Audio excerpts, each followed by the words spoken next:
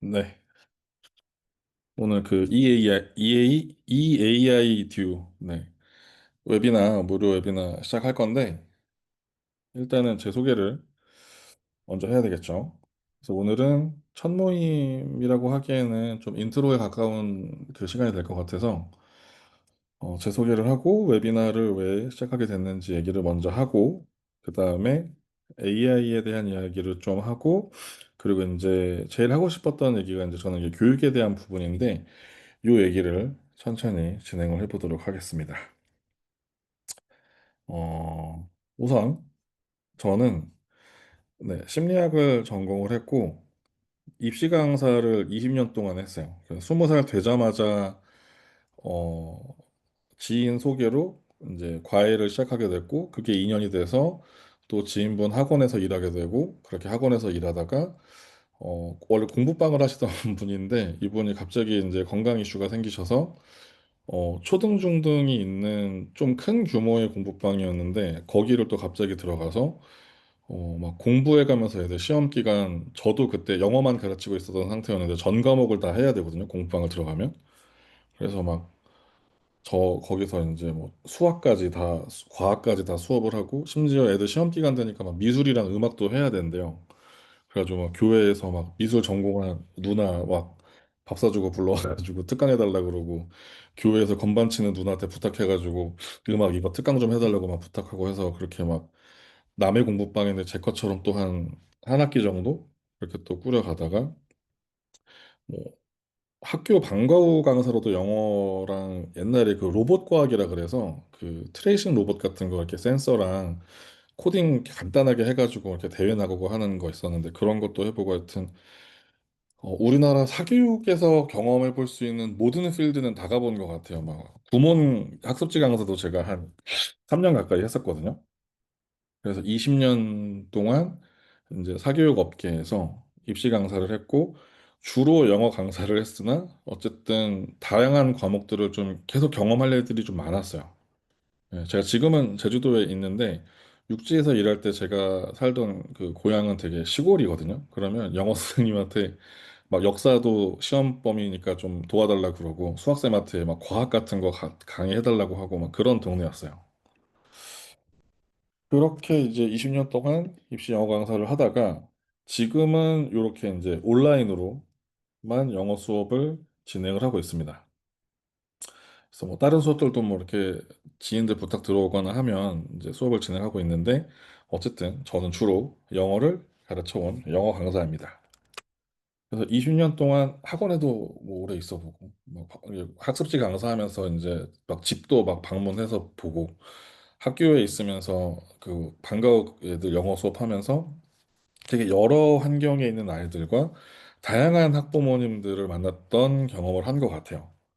네, 그렇게 이제 20년 동안 이제 일을 하다가 요 아래쪽으로 먼저 갈게요. 그래서 되게 우연한 기회에 제가 레더스빌드라고 하는 이제 실리콘밸리에 있는 에듀테크 스타트업인데 여기에서 이제 비즈니스 코치랑 오퍼레이터로 지금 올해 3월부터 일을 하고 있어요. 그래서 그 대표님이 한국 분이십니다. 그래서 뭐 영어 반 한국어 반 섞어가면서 이제 일을 되게 자유롭게 하고 있고 이제 주로 줌 미팅으로 이제 일을 진행을 하는데 이번 추석 때 대표님이 이제 한국에 이제 잠깐 들어오셨어서 그때 제주도 출장도 있었고 해서 대표님도 그때 처음으로 만나고 또 이제 실리콘밸리에서 만든 프로그램인데 한국에 이제 좀 소개해야 될 일들이 있어서 막 법인 만드는 일도 막 이렇게 오퍼레이팅 하고 그래서 되게 특히 올해 들어서 되게 다양한 경험들을 좀 많이 해봤던 것 같아요. 그래서 회사를 잠깐 제가 요거 소개를 좀 뒷부분이랑 관련이 있어서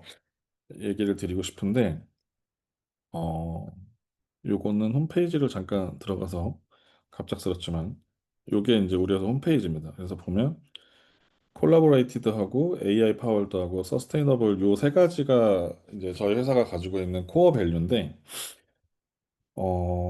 겉으로 드러나는 수업은 온라인으로 1대1 혹은 뭐 팀 수업으로 뭐 코딩이라든가 뭐 스타트업 창업이라든가 이런 것들을 이제 도와주는 회사인데 우리 회사 핵심 가치가 너무 마음에 들었어요. 그러니까 저는 개인적으로 이제 제주 와서도 특히 많이 느끼는 부분인데, 원래도 환경이나 기후 문제에 대해 관심이 원래 좀 많은 편이었어요. 그리고 입시를 20년을 하다 보면 사실은 제가 주로 갖게 되는 DNA는 경쟁 같은 거예요.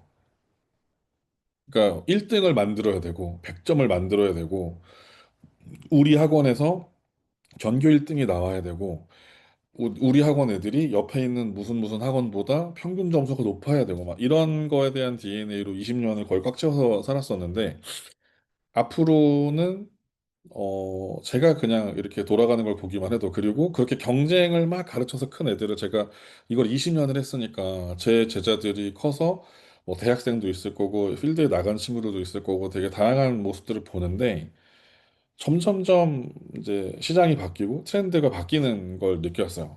그래서 좀 이제 앞으로 다가올 세상은 협력하고 협업하고 이런 게 좀 되게 중요하겠구나라는 걸 좀 느끼는 때였고, 이제 이 부분에 대한 부분도 이제 뒤에 좀 나올 건데, 어, 그 다음으로 제가 최근에 가장 관심을 갖고 보고 있는 부분이 AI 파월드입니다. 그러니까 코로나 기점으로, 그러니까 온택트 시대를 기점으로 해서 이제 AI가 되게 급격하게 성장을 하게 되면서 저는 그래도 비교적 빠르게 좀 접할 수 있는 포지션에 있었고, 이제 정말 어느 분야든 안 가리고 막 처음에 막 예술계부터 뭐 학원 업계는 뭐 이루 말할 것도 없고, 정말 어디 뭐 굳이 제가 예시를 들지 않아도 너무 많은 부분에 들어와 있어요. 그래서 제가 평상시에 되게 좀 중요하다고 생각했던 코어 밸류들을 다 다루는 회사였고, 그리고 이제 대표님이 굉장히 스타트업 마인드가 강하신 분이었어서 저도 이 안에서 좀 성장할 수 있겠다는 생각이 들어서 이제 여기서 일을 하게 되었고, 되게 많은 경험들을 했어요. 사실 3월에 시작했고 지금 11월이면 1년이 채 안 된 거거든요. 근데도 유난히 제가 올해 시간이 빨리 갔다고 느끼는 그 다이나믹 중에 하나가 이제 요 회사에서 일하게 된 경험들이 좀 큰 것 같아요. 그리고 이제 또 하나, 이거는 제 브랜드인데 제가 이제 플랜토를 운영을 하고 있습니다. 그래서 요거는 자칫 잘못하면 PPL이 될 수 있기 때문에 간략하게 설명만 드리면, 제가 이제 학원에 오래 있었잖아요. 학원에 오래 있으면서 보통 이제 아마 어머님들도 아실 텐데, 잠깐 이제 궁금한 게 있는데, 지금 들어오신 분들이 지금 어머님들이신지 아버님들이신지, 제가 학부모님들이라고는 제가 알고 있는데, 여자분 어머님들이 좀 많으신가요?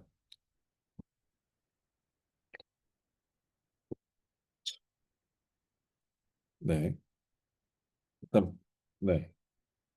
그럼 어머님이라고 대답하신 분들이 더 많기 때문에, 약간 어머님으로 상정하고 진행을 좀 해도 괜찮을까요?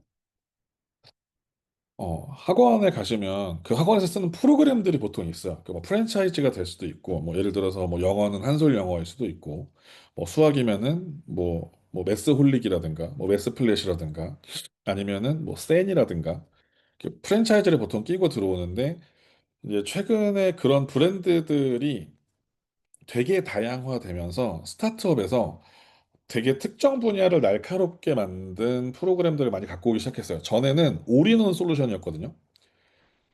예를 들어서 학원에서 어떤 뭐 수학 프로그램이다 그러면은 뭐 연산부터 뭐 심화부터 문제은행부터 다 들고 오는 그런 시스템을 막 들고 왔다면, 요즘은 우리는 문제은행 하나만 기깔나게 만들지, 막 이런, 우리는 개념 설명을 할 수 있는 프로그램만 기깔나게 만들었지, 아니면은 뭐, 뭐 우리는 원생 관리만 막 기가 막히게 해주고 성적 관리나 리포트 이런 걸 되게 잘하지, 뭐 이런 식으로 되게 좀 날카롭게 쪼개져서 나오는 에듀테크들이 좀 많이 나왔는데, 제가 이제 그런 것들을 한참 보면서 이거는 굳이 학원에 안 가도 학부모님들이 직접적으로 쓸 수 있으면 좋겠다 싶은 그런 브랜드들이 좀 있었어요.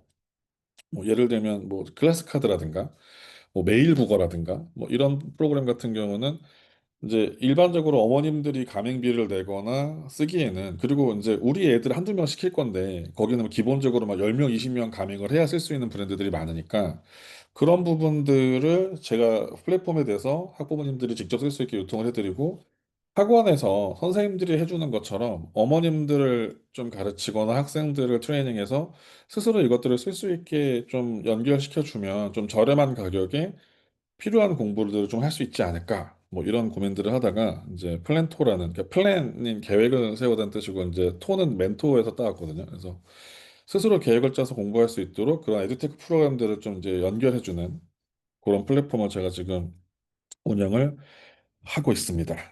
그리고 요거는 제가 좀 넘어가고, 그 다음에 제가 올해까지 이제 제가 지지난주인가 이제 마지막 강의가 끝났는데, 어떻게 보면 오늘 하게 된 요 웨비나의 전신일 수도 있어요. 그래서 우리 아이랑 AI랑이라고 해서 우이랑이라고 줄여서 제가 부르는 이제 커뮤니티가 있는데, 한 20분 정도의 학부모님들을 모셔놓고 1년 동안 한 달에 하나씩 강의했어요.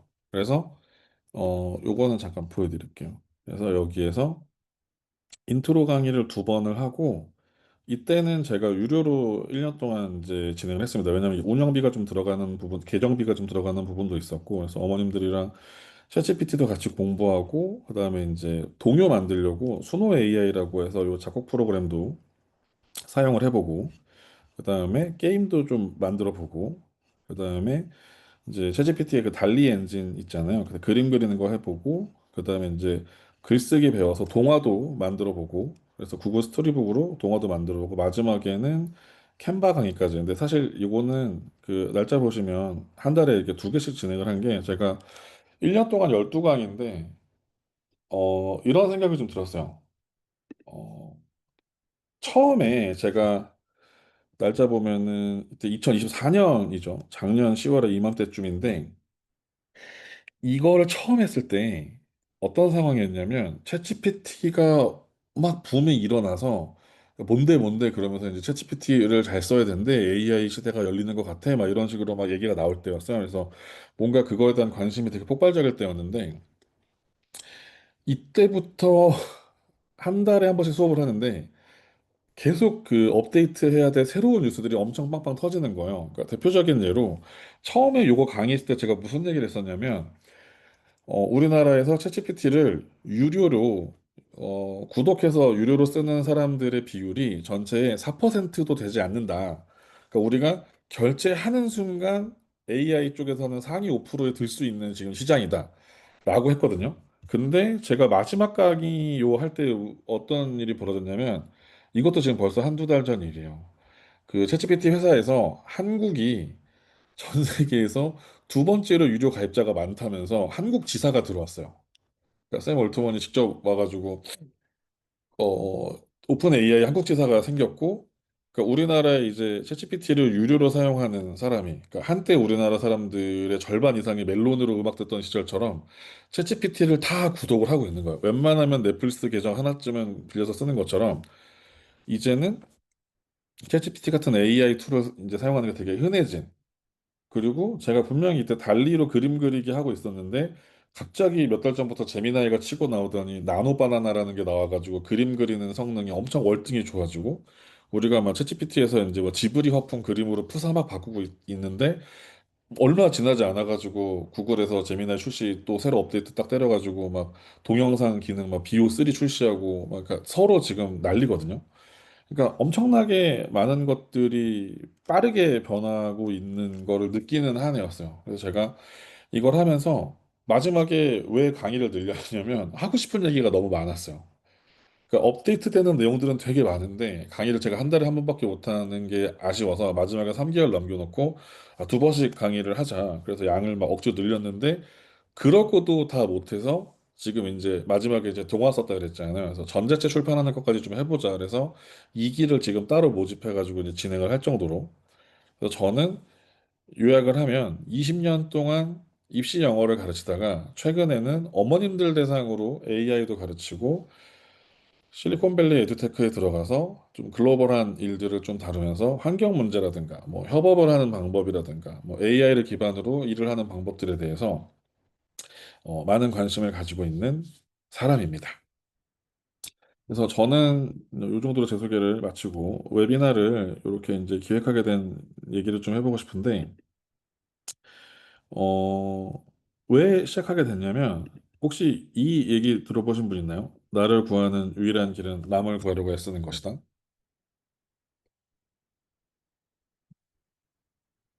그리스인 조르바 요 책에서 나오는 얘기인데 사실 저는 책에서 먼저 보진 않았고 제가 고명한 작가를 되게 좋아해서 책이랑 강의랑 좀 챙겨보고 요번에 제주도에 또 왔었거든요. 그래서 그때도 제가 찾아가서 한번 강의를 들었었는데 계속 강조하는 부분 중에 하나예요. 근데 제가 이 부분을 어떻게 이해를 했냐면 어, 자본주의 시장에서 제가 이거를 그냥 막 남을 도와주면 너에게 막 돌아올 거야. 막 복을 베풀면 복이 돌아올 거야. 막 이런 식으로 먼저 베풀면 너에게 뭐 이렇게 그게 선의로 돌아올 거다. 막 이런 식으로 되게 추상적으로 좀 접근한 게 아니라 그냥 단지 착하게 살아라라는 개념이 아니라 이게 현대 자본주의의 논리에 너무 딱 맞는 말인 거예요. 이게 저는 이걸 어떻게 이해를 하고 있냐면 자본주의에서 돈을 버는 방법은 남의 불편을 해결해 주는 거예요. 그러니까 남의 문제를 해결해 주는 거예요. 그게 뭐 남의 시간을 절약해 주든, 남에게 필요한 물건을 만들어 주든, 남에게 필요한 서비스를 만들어 주든, 남에게 필요한 것, 다른 사람이 필요로 하는 것을 내가 제공을 하면 그거에 대해서 페이를 받아요.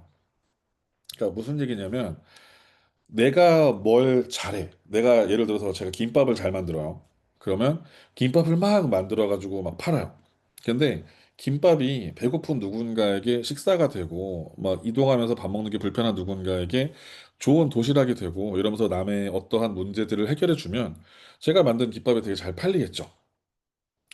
근데 남이 필요한 게 아니라 그냥 제가 만약에 노래를 굉장히 잘해서 그냥 길거리에서 혼자 노래를 막 부르고 잘 불러요, 심지어. 너무 잘 불러. 근데 길거리에서 막 되게 시끄럽게 노래를 고래고래 부르면 남이 필요로 하지 않는 무언가는 자본으로 연결될 수가 없어요. 그러니까 제가 생각했을 때 나를 구한다는 개념이 나를 구하려면은 여러 가지 필요 충분 조건들이 필요하잖아요. 뭐 돈도 필요할 것이고 나를 돕는 좋은 주변의 사람들도 필요할 것이고. 근데 이게 가능해지려면 남을 구하려고 애쓰는 과정이 선행돼야 돼요.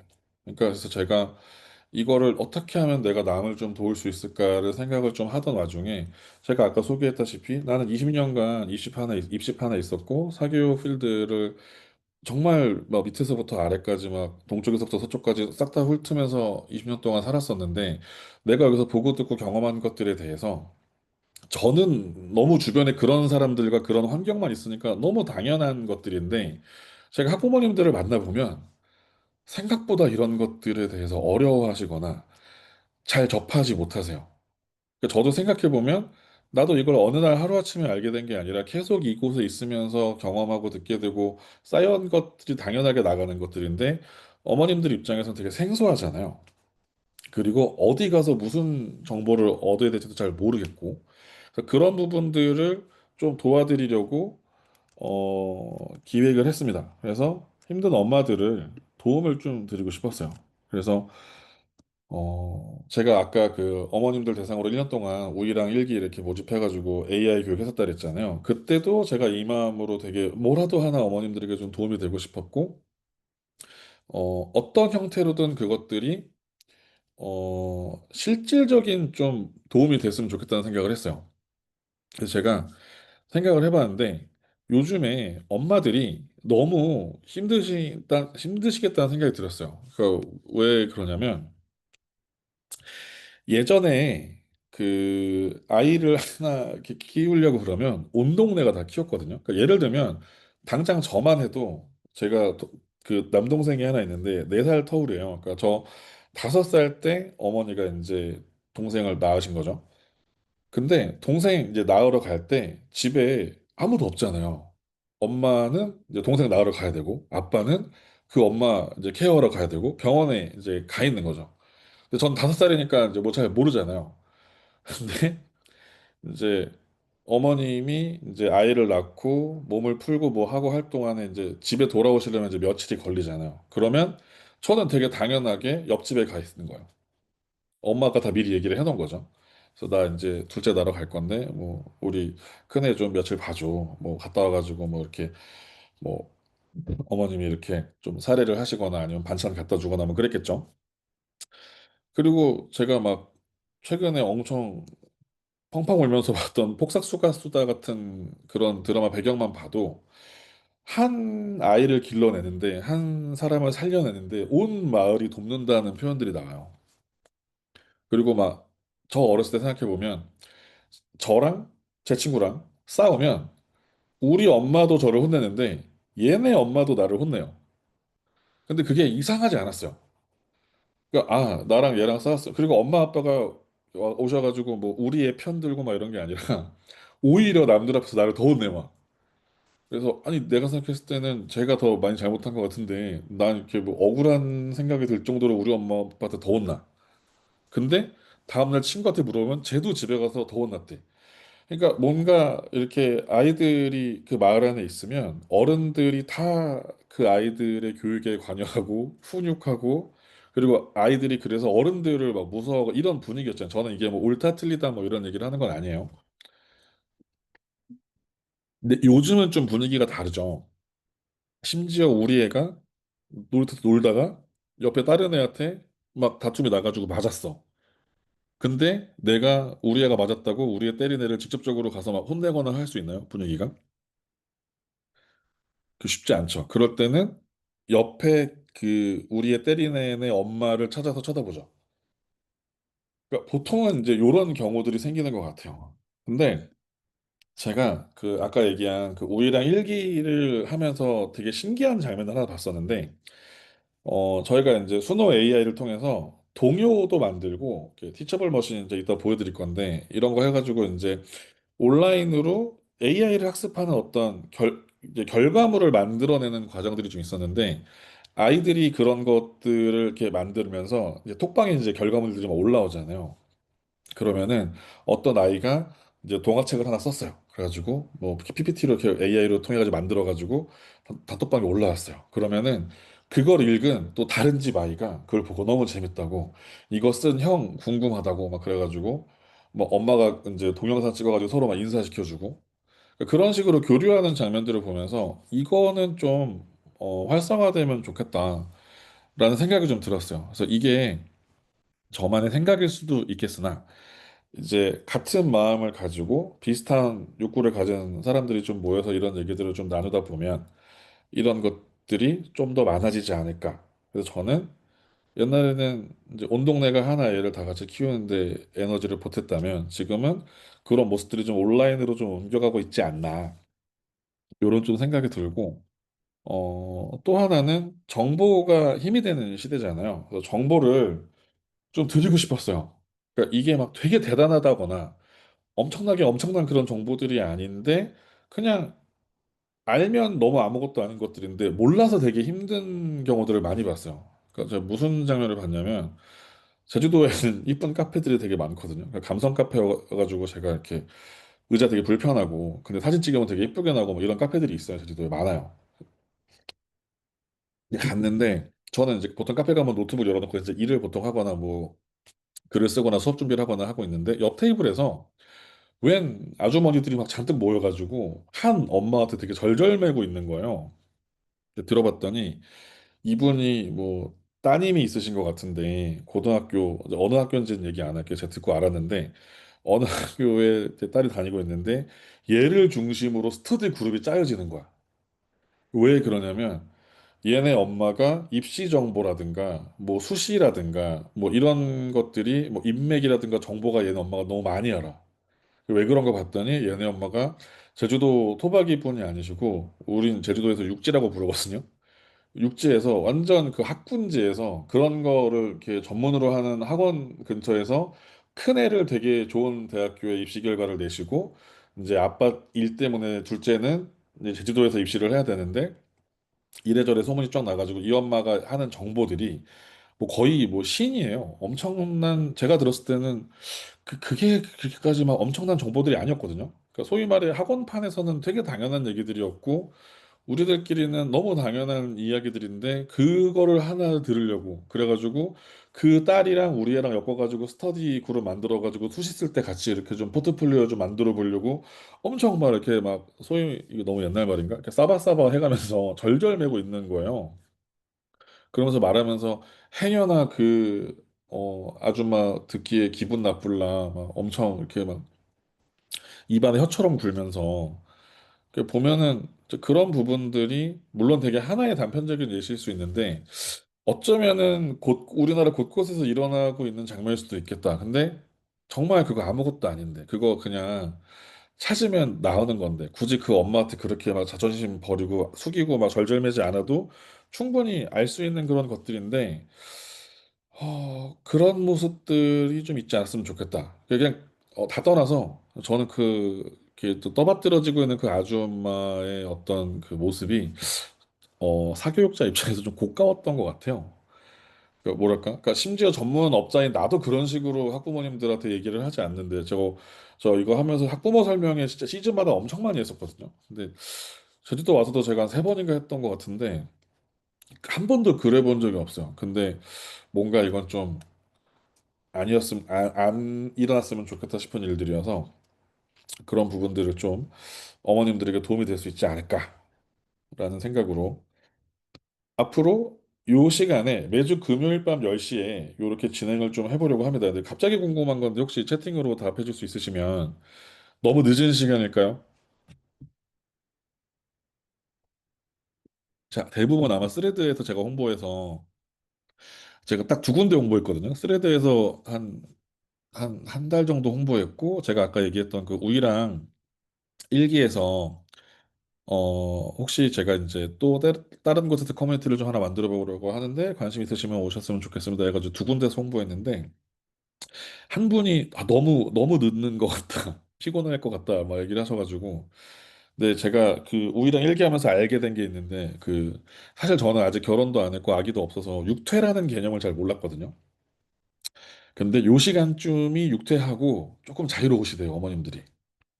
그래서 저는 이제 의도적으로 이 시간, 왜냐면 저는 어머님들과 좀 소통을 하고 어머님들에게 이런 좀 정보를 공유하고 싶었기 때문에 일부러 이 시간을 좀 셀렉을 했는데, 네, 괜찮으시면 제가 웬만하면 당분간 요 시간쯤에 진행을 좀 해보도록 하겠습니다. 자, 그러면 이제 AI에 대한 얘기를 좀 해보도록 하겠습니다. 그래서 여기서 되게 원론적으로 복잡한 얘기들을 제가 오래 할 것 같은데, 제가 요 비슷한 커리큘럼으로 작년에 한번 했었다 그랬잖아요. 그래서 최대한 지루한 내용들은 빼고 간단한 내용들 그리고 실질적으로 도움이 될 만한 부분들을 가지고 얘기를 좀 해볼게요. 그래서 작년에 제 강의를 한번 들으셨던 분은 봤던 그림입니다. 그래서 제가 진짜 우연인데 제가 보여드릴게요.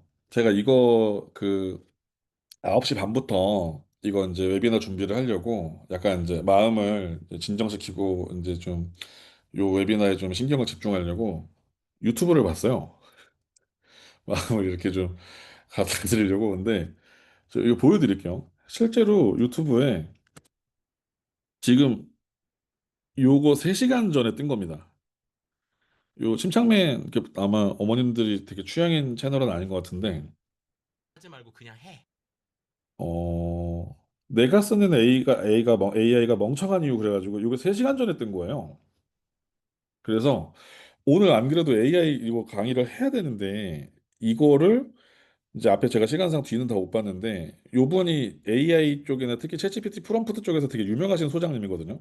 활동도 되게 오래 하신 분이고 이분이 딱 침착맨에 심지어 지금 이제 침착맨이 300만 구독자 달성해가지고 요즘 좀 핫해요 요 채널이. 근데 여기에 지금 300만 첫 게스트로 나오셔가지고 AI 강의를 하고 있는 거예요. 신기하죠. 그래서 이거 뭔가 오늘 강의 바로 써먹을 수 있을 만한 정보가 있으면은 좀 가져와야겠다라고 해서 오늘 바꿨습니다. 제가 이거 사실 대본 미리 써놨다가 오늘 바꿨는데 너무 명언이라서 AI 써보신 분들은 아실 거예요. AI는 헛소리를 합니다. 그러니까 정확히 챗GPT 같이 LLM 모뎀들은 헛소리를 해요. 그러니까 헛소리라는 게 사실이 아닌 정보를 전달해 주거나 쓸데없는 얘기들을 하거나 이런 것들이 되게 많아요. 근데 왜 그러냐면 AI는 정답이 아니라 대답을 해주게 돼 있어요. 실제로 그나마 비교적 최근에 있었던 이슈인데, AI 모델 중에 제가 아까도 얘기했던 오픈 AI에서 만든 챗GPT가 제일 유명하잖아요. 근데 챗GPT가 제가 처음에 작년에 그 강의 시작했을 때가 3.5 모델이 나왔을 때요. 3.5. 그러니까 3.0도 야, 이제 좀 똘똘한데 좀 가끔 이상한 소리 하지만 그래도 야, 이제 대화가 된다. 그래서 그냥 1, 2까지는 GPT였거든요. GPT-1, GPT-2인데 GPT-3부터 챗이 붙어요. 대화가 된다 그래서. 그리고 나서 사람들이 막 엄청 몰려가지고 단기간에 막 100만 접수 달성하고 막 투자 받고 막 이러면서 바로 3.5 업그레이드를 하는데 그때부터 지금까지 꾸준히 있는 얘기예요. 근데 왜 계속 그러냐면 제가 이따가 어떻게 AI가 학습하는지를 직접 딥러닝 하는 장면을 직접 보여드릴 건데, 얘네들은 미리 학습된 데이터를 가지고 대답을 해줘요. 미리 학습된. 그러니까 미리 학습된이라는 건 뭐냐면, 빅데이터를 갖다가 얘네가 이제 공부를 하는 거야. 그래서 이제 어떻게 사람들이 말하나를 계속 본 거죠. AI가. 그러면서 보통 이런 상황에서는 이런 식으로 대답을 하던데, 보통 이렇게 물어보면 이렇게 대답하던데, 보통 이런 표현 뒤에는 이런 표현이 따라오던데 이런 식으로 미리 학습이 되어 있는 거예요. 그러니까 우리가 자꾸 AI한테 정답을 말해달라고 하는 거예요. 그러니까 예를 들어서 AI가 3 곱하기 3이 9인 걸 아는 이유는 대부분 3 곱하기 3 뒤에는 9라고 말하던데 라고 무수히 많은 반복된 데이터를 통해서 학습이 된 거예요.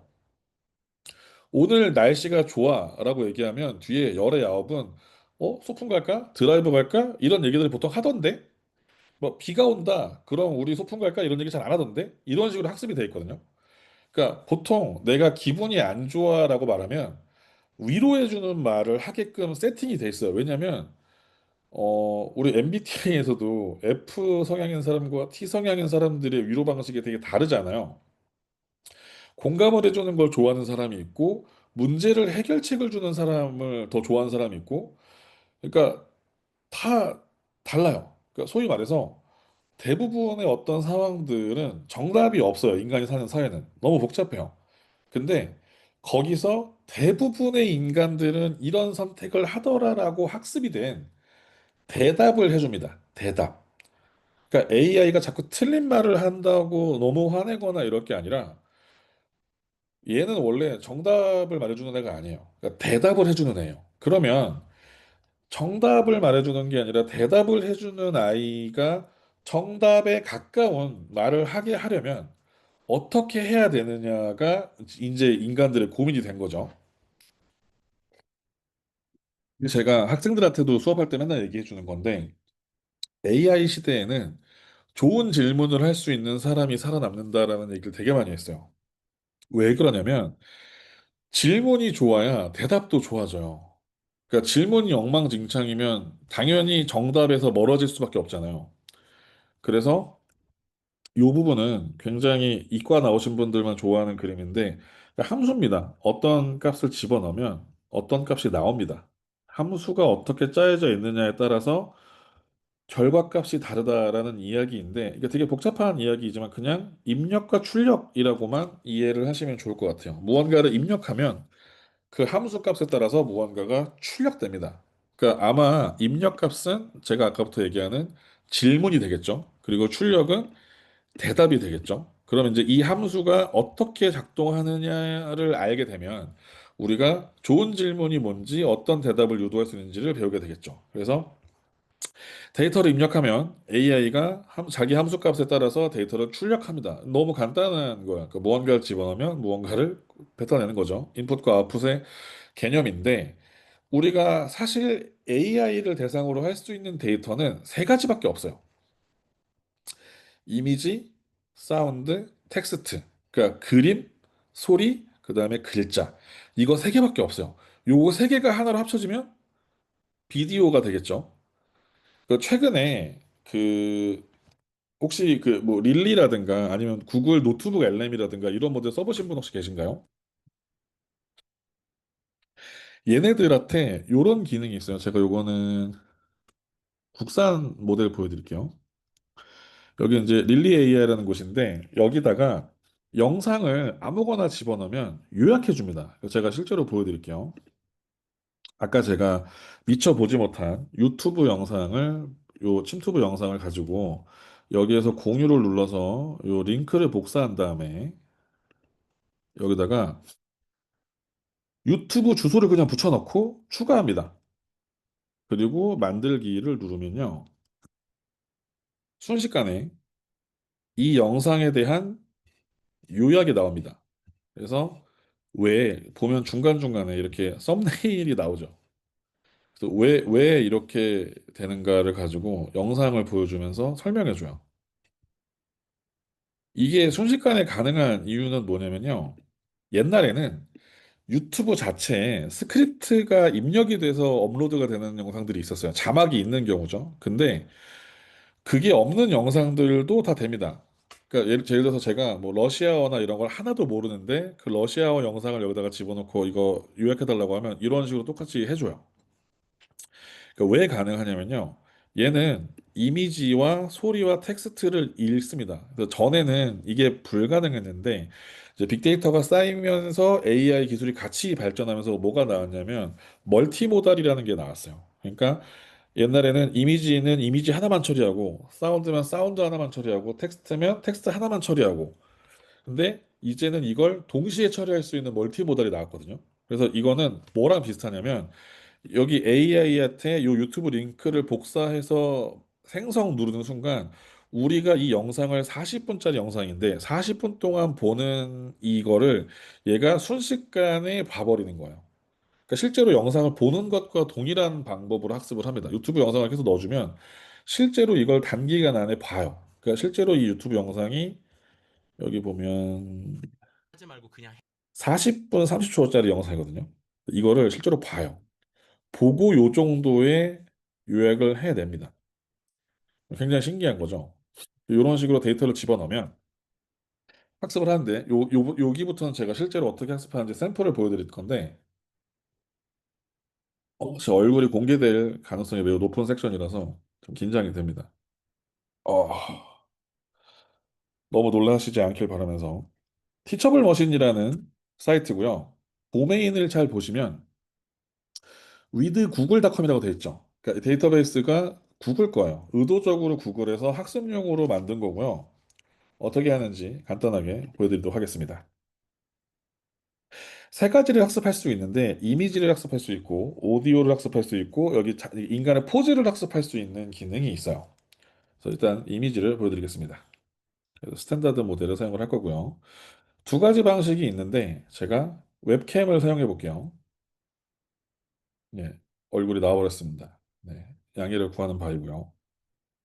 제가 여기다가 학습을 시킬 건데 첫 번째로 제가 여기다가 폰을 해서 여기다가 카메라다가 제 얼굴을 치우고 이렇게 핸드폰을 놓고 촬영을 누르면서 핸드폰을 이렇게 촬영을 시키겠습니다. 그래서 지금 순식간에 59개의 이미지를 학습을 했죠. 자, 이번에는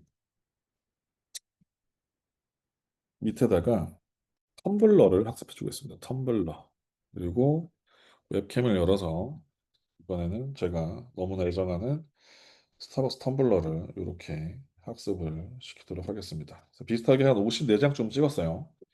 그리고 얘를 학습을 시킵니다. 그러면 얘가 이제 여기 있는 이미지들을 가지고 학습을 하겠죠.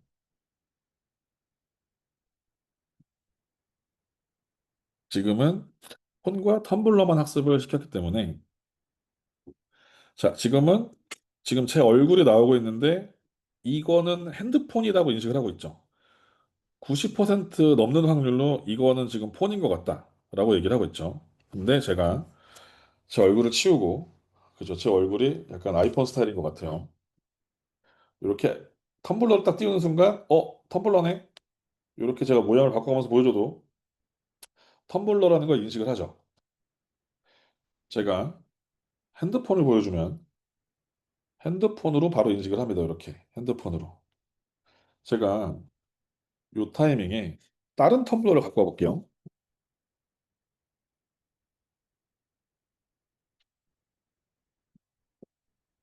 죄송합니다. 이거 미리 준비를 했어야 되는데. 자, 제가 다른 텀블러를 이렇게 띄우면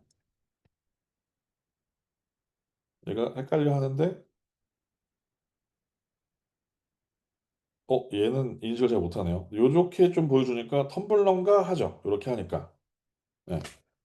그러니까 요런 식으로 얘가 인식을 합니다. 제가 요거는 제 얼굴을, 제 얼굴이 나오니까 핸드폰을 인식하는군요. 제가 다른 방식으로 한번 보여드릴게요. 제가 데이터가 얼마나 중요한지를 한번 보여드릴게요. 일단은 착한 사람이라고 학습을 하겠습니다. 그리고 제 얼굴을 찍겠습니다. 그리고 차은우를 검색해서 차은우 이미지를 저장, 차은우 이미지를 저장, 이렇게 저장한 다음에 여기다가 나쁜 사람이라고 학습을 시키면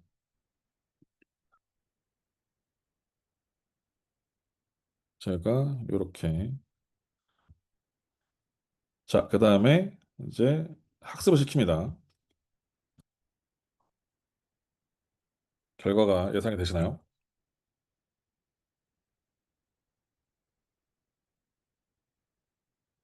자, 제 얼굴을 보자마자 착한 사람이라고 인식을 했죠. 자, 제가 이번에는 핸드폰에 이미지 검색을 통해서 어, 차은우 말고 제가 현빈, 현빈을 검색해 보겠습니다. 자, 이렇게 현빈을 검색했어요. 자, 현빈 얼굴을 보여주면 나쁜 사람인지 착한 사람인지 혼란스러워하죠. 자, 다른 사람 얼굴 보여줄게요. 김선호,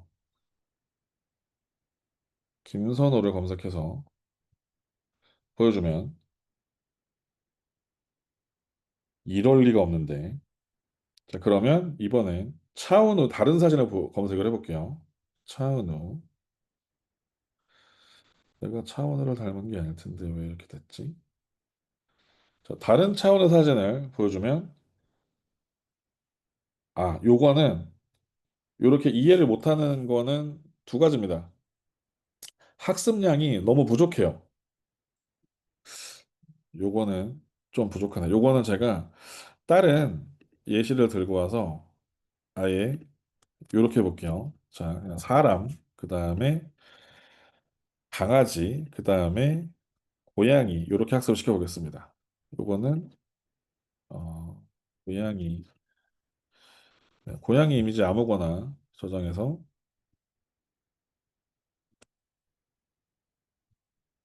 고양이, 그 다음에 뭐 이런 애들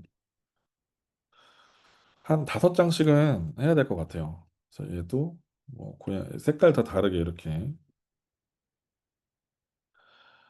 네, 이렇게 집어넣고 여기다가 고양이에다가 학습을 시켜보겠습니다. 고양이 사진 이렇게 집어넣고 왜 한 장밖에 안 올라갔지? 이런 식으로 이미지를 학습할 수가 있어요. 아, 이번에는 강아지 사진을 한번 넣어보겠습니다. 강아지 사진을 여기다가 또 다른 강아지를 좀 다른 모양의 요런 모양의 또 강아지를 이렇게 넣고 요거까지만 해볼까요? 이렇게 이미지를 해놓고 강아지를 학습을 시켜보겠습니다. 그러면 강아지, 강아지. 한 번씩밖에 안 올라가지? 자, 일단 이 상태에서 그럼 저도 다 지우고 얘를 지워볼게요. 그래서 이렇게 사진 하나씩만 넣고 그냥 빨리 학습을 시켜보겠습니다. 그리고 제 얼굴을 보여주면 저는 고양이상입니다. AI는 그렇게 판단하고 있어요. 저는 고양이상인 것 같아요. 근데 제가 이번에는 또 구글 이미지에서 고양이를 검색해 보겠습니다. 그래서 다른 고양이 사진 한번 보여줄게요. 그래서 다른 고양이 사진을 이렇게 보여주면 이런 식으로 고양이를 보여주면 높은 확률로 고양이가 올라가죠. 이렇게 사진 한 장만 가지고도 얘가 학습이 충분히 가능합니다. 제가 이번에는 강아지를 다른 강아지 사진 한번 보여줘 볼게요. 인식을 하려나? 헷갈릴 것 같아요. 근데 그죠? 요런 이미지는 굉장히 헷갈려 하죠. 사진이 한 장밖에 없으니까.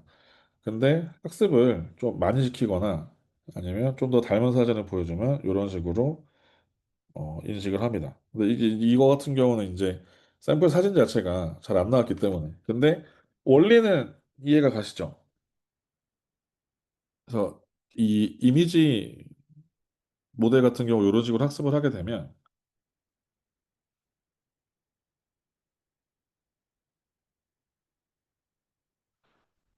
그러니까 포인트는 뭐냐면요. 내가 어떤 값을 함수에다가 학습을 시킵니다. 학습을 시키는 거죠. 제가 아까 텀블러 사진 학습시켜 놓고 핸드폰 사진 학습시켜 놓고 그건 아까 50장이 넘게 학습을 시켜 놓으니까 학습을 시키니까 제가 다른 텀블러를 보여줘도 인식을 잘못하겠지만 비슷하게 각도를 맞춰주면 아 이게 텀블러 같군요라고 이해를 하잖아요. 근데 여기서 포인트는 뭐냐면요. 얘네가 학습을 많이 하려면 데이터가 많이 있어야 돼요. 그러니까 뭐냐면 제가 처음에 제 얼굴을 보여주기도 하고 인터넷으로 네. 제가 아까 보여드린 사이트가 딥러닝을 이제 실습할 수 있는 사이트입니다. 티처블 머신이라고 하는 사이트고, 이따 제 강의 끝나면 이거 영상 거의 편집 없이 바로 유튜브에 올려서 제가 보고 있는 요 화면 있죠?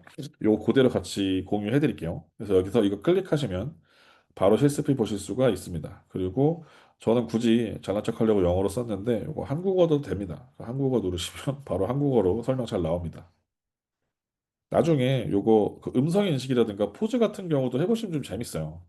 제가 이걸로 전에 그 어머님들 대상으로 AI 강의할 때 뭐 했었냐면 아빠 사진 한 10장 집어넣고 엄마 사진 한 10장 집어넣고 아기 사진을 딱 집어넣은 거죠. 자녀분 사진을 보여주면 이 자녀가 엄마 닮은 건지 아빠 닮은 건지 기가 막히게 이해해서 보여줍니다.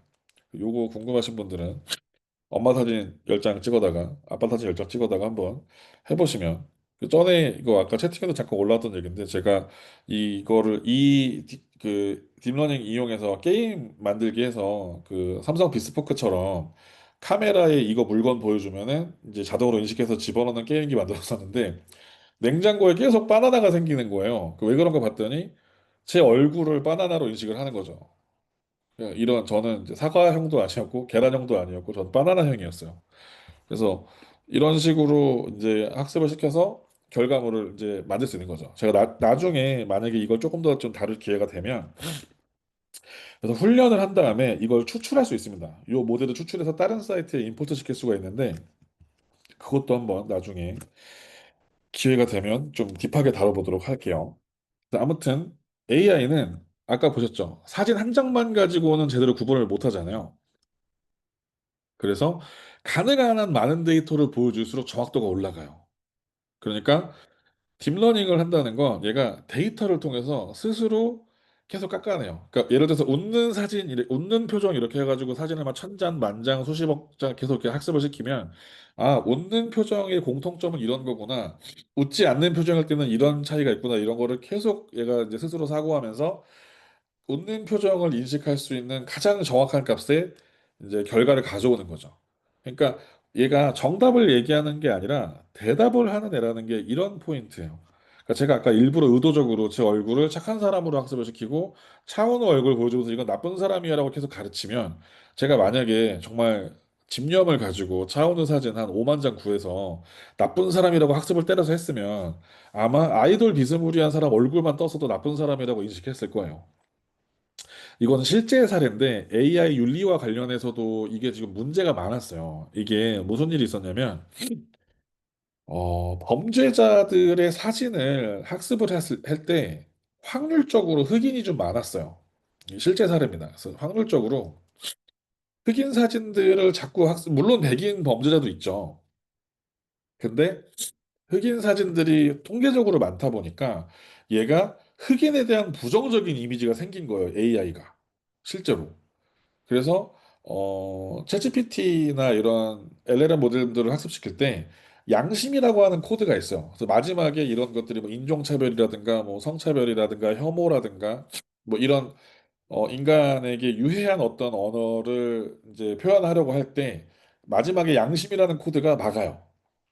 그래서 얘가 뭘 물어봐서 한참 생각하다가 뭐 대답해 줄 것처럼 하다가 아, 정책에 따라서 대답해 드릴 수 없습니다. 뭐 이럴 때 있거든요.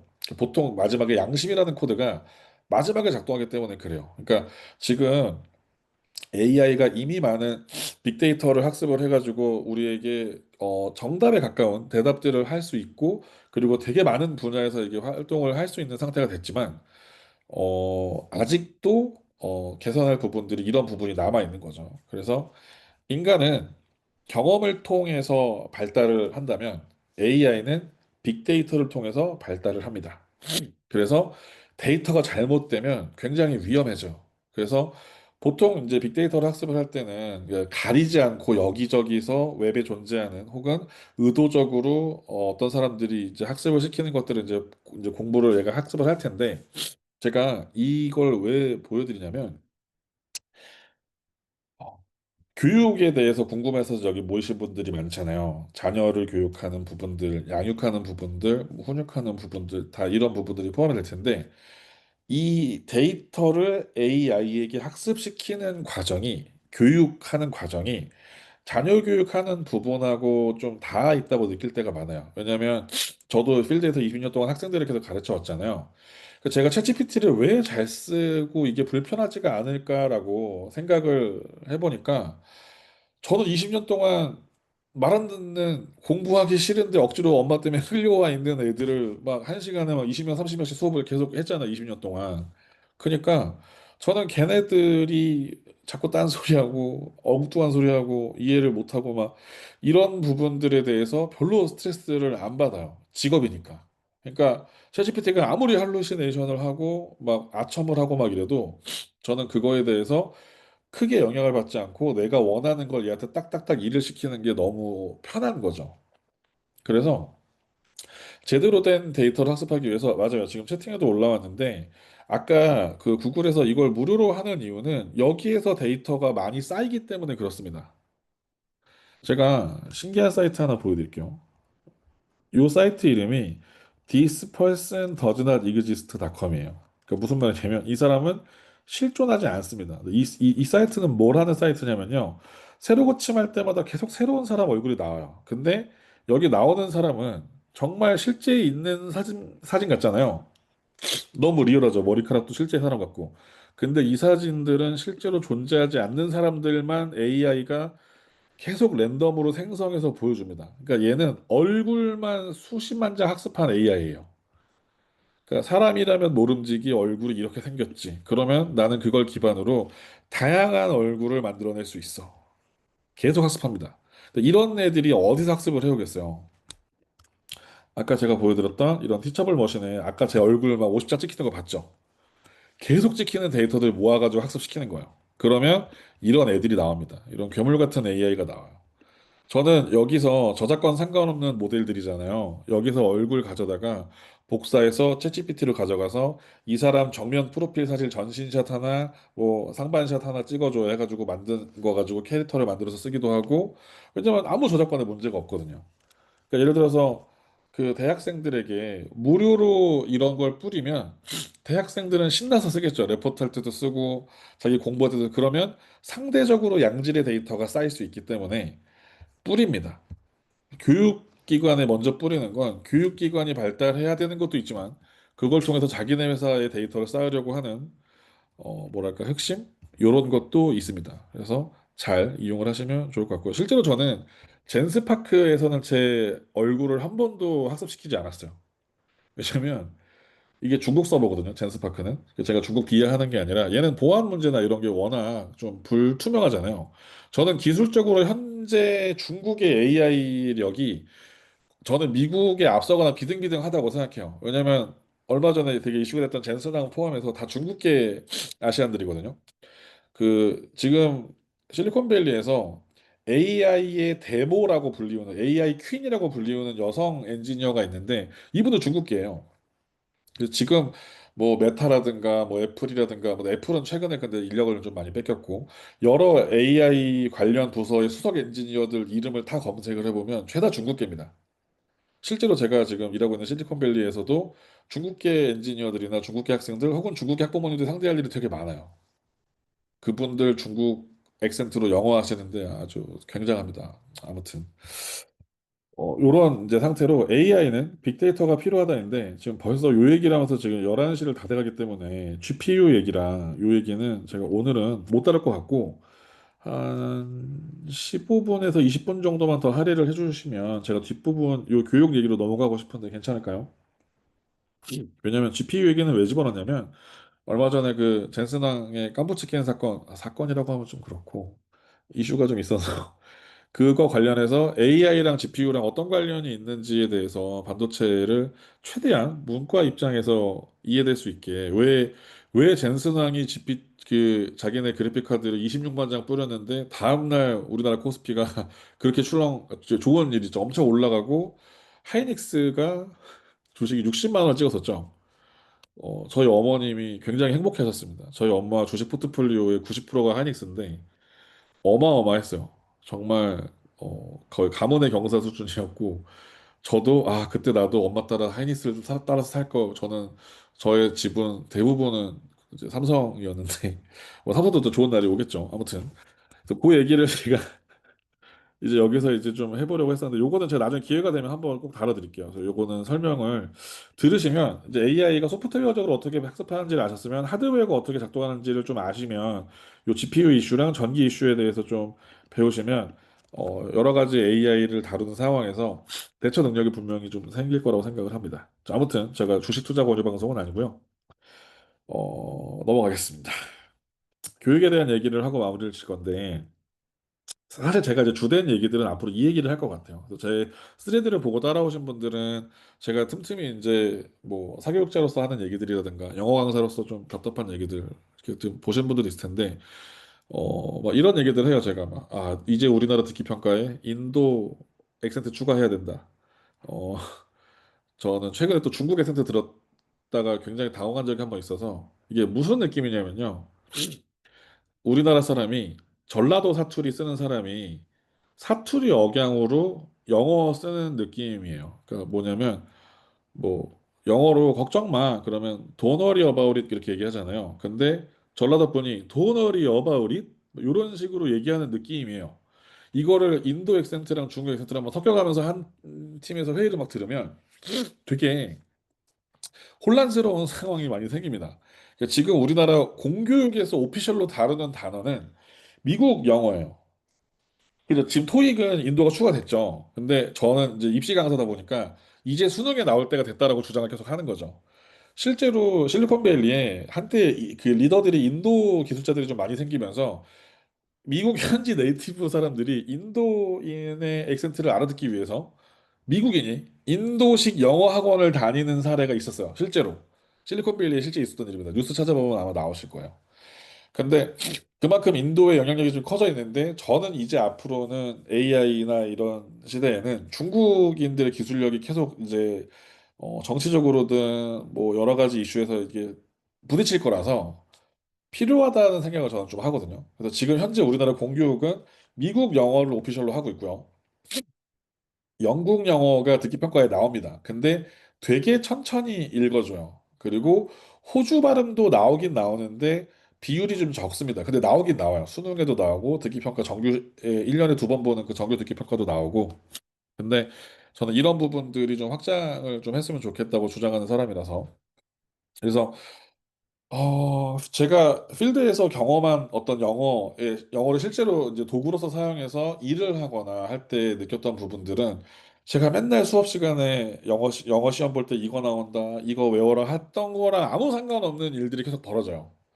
그러니까 심지어 별로 중요하지 않아요. 필드에서 실제로 회화를 하거나 그 사람들과 영어로 소통하고 영어로 일을 하는데 그닥 중요하지 않은 것들을 막 외워가면서 해요. 심지어 제가 매일 좀 불쾌하게 생각하는 것 중에 하나인데 지금 현재 우리나라 그 영문법 체계에 잡혀 있는 그 표현들은 뭐 예를 들면 뭐 수동태라든가 양보용법이라든가 현재 완료라든가 이거는 언제 나온 표현들이냐면 우리나라가 영어가 가장 많이 활발히 들어왔었던 때가 일제강점기예요. 그때 만들어진 교재와 그때 만들어진 일본식 한자어 표현들을 가지고 만든 문법 용어를 지금도 써요.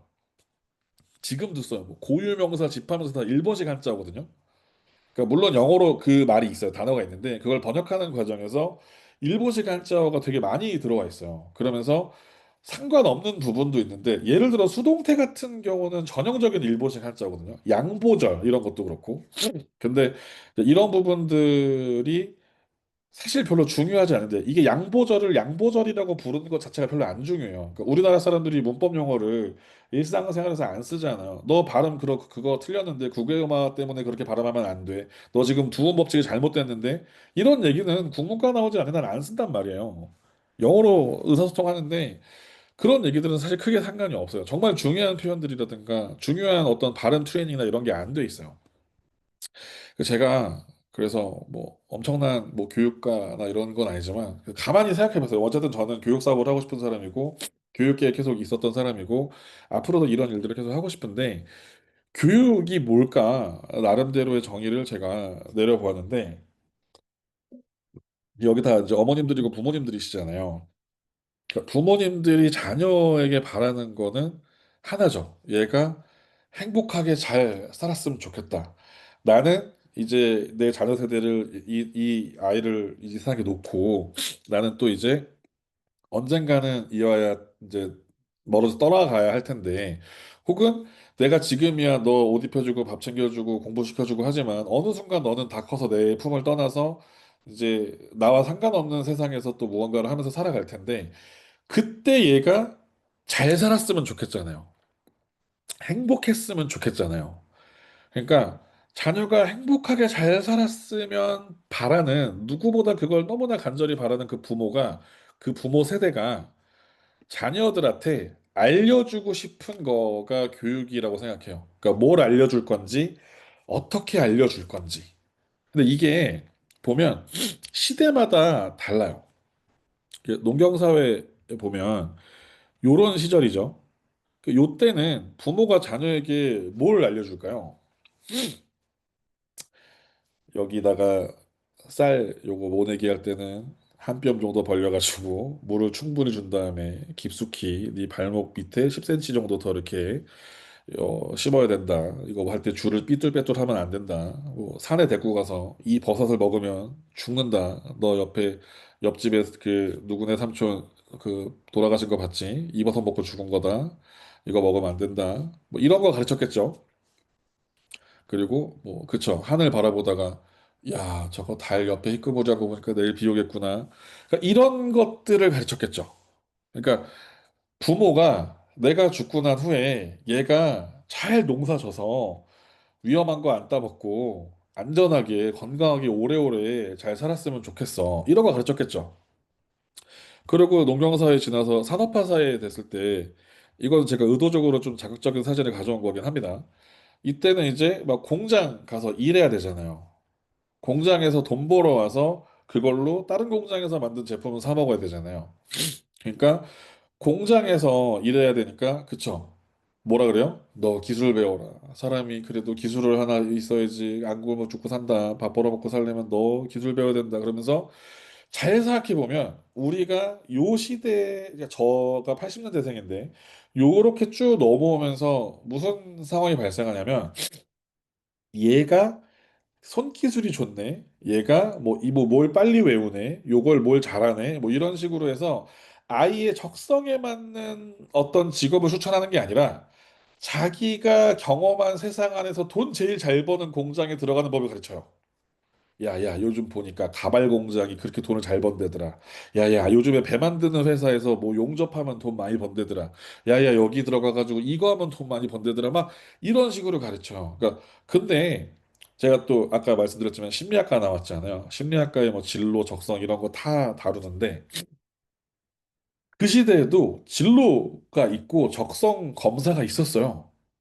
지금도 사용되는 홀랜드 적성 검사라는 검사가 산업화 시대 때 나온 겁니다. 되게 전통이 오래된 검사인데 그거 지금도 써요. 은근 잘 맞아요. 굉장히 시대가 크게 변하지 않았다는 반증이기도 한데 아마 그것 조금 있으면은 의미가 없어질 수도 있다고 생각하긴 하지만 아무튼 산업화 시대에는 이런 것들을 자녀에게 가르쳐 줬습니다. 근데 이제 정보화 사회가 됐죠. 그러니까 이 시대는 좀 복잡해요. 그러니까 얘한테 뭘 가르쳐 줘야 될지 모르니까 뭐가 되게 많이 펼쳐져 있고 엄마도 뭔가 이렇게 잘 모르겠고 우리 동네 혹은 내가 경험한 것 안에서 최고의 것들을 보통 알려줍니다. 그러면 이거 입시판에서는 되게 유명한 말인데 이렇게 혹시 들어보셨나요? 의치한약수, 중경외시 서성한 이런 것이 들어보셨나요? 공식같이 돼 있잖아요. 의치한약수가 뭐냐면요. 의대, 치대, 그다음에 한의대, 그다음에 약대, 그다음에 수의대. 그러니까 이게 우리나라 이과는 수도권 인서울 스카이 제가 방금 얘기한 중경의시 서성한 아니어도 저기 어디 우선 지방에 있는 무슨 막 이런 것 아니어도 이 다섯 개 과는 일단 무조건 탑입니다. 그러니까 수능 상위권 혹은 수능이면 뭐 상위 1%대 애들이 보통 가는 과. 그러니까 정해져 있어요. 근데 잘 생각해 보세요. 우리나라에서 공부를 잘하는 아이들이 전부 다 사람을 살리고 의사가 되는 것에 어떤 사명감이 있거나 뭐 아니면 수술을 잘하는 재능이 있거나 그럴까요? 아니죠. 그게 아니니까 전 정권 때 의대생 입시 정원 늘린다고 난리가 난 게 왜 그러냐면 부모님이 너 공부 잘하니까 뭐 실제로 태양의 후예에서 이 시대상을 반영한 명대사가 나옵니다. 그래서 왜 송혜교 씨한테 물어봐요. 왜 의사가 됐어요? 국영수를 잘해서요.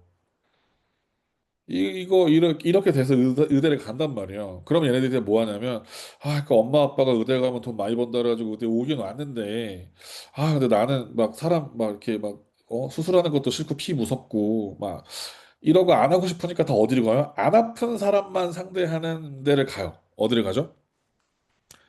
성형외과로 빠집니다. 성형외과는 아픈 사람은 안 와요. 근데 못생긴 사람들이 가겠죠? 혹은 더 이뻐지고 싶은 사람들이 가겠죠?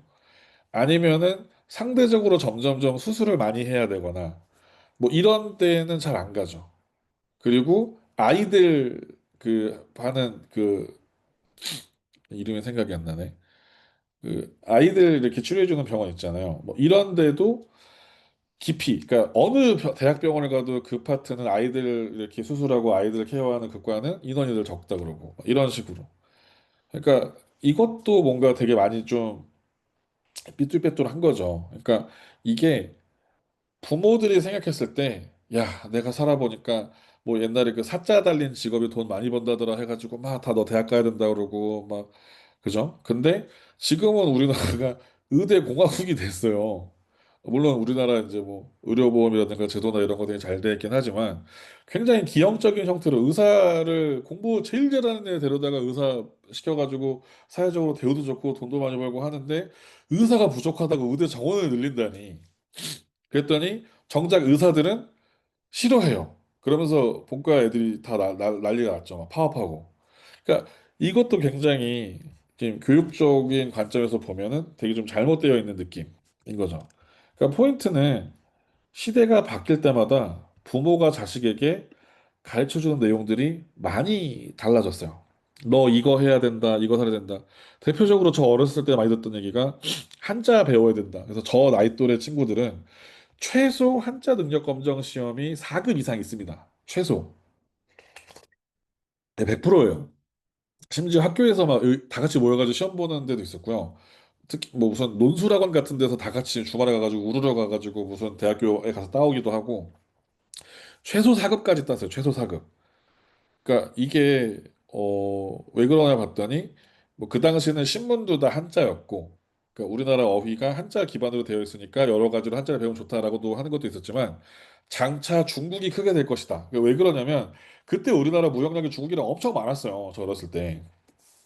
그러니까 어, 특히 그런 중국 쪽 이슈를 경험한 이제 대기업 혹은 어떤 무역회사들과 관련된 가정 및 그 주변 사람들은 한자를 모르면 너무 불편했던 거지. 자기가 해보니까. 그러니까 제가 인도식 영어 가르쳐야 된다고 주장하는 거랑 똑같아요. 내가 해보니까 불편했거든. 그러니까 부모 세대가 자녀에게 계속 뭘 전하는데 시대가 변할 때마다 뭘 가르치고 싶은지가 바뀌어야 돼요. 달라져야 돼요. 근데 요런 이슈가 좀 있습니다. 너무 빨리 변해요. 제가 아까 그 산업사회 때 만들었던 홀랜드 적성검사 지금도 쓰고 있다 그랬잖아요. 근데 아마 앞으로 못 쓸 수도 있어요. 그게 6가지의 적성을 나눠가지고 하는 검사인데 그 영역이 앞으로의 그 AI 시대에 얼마나 적용이 될지는 두고 볼 일이긴 해요.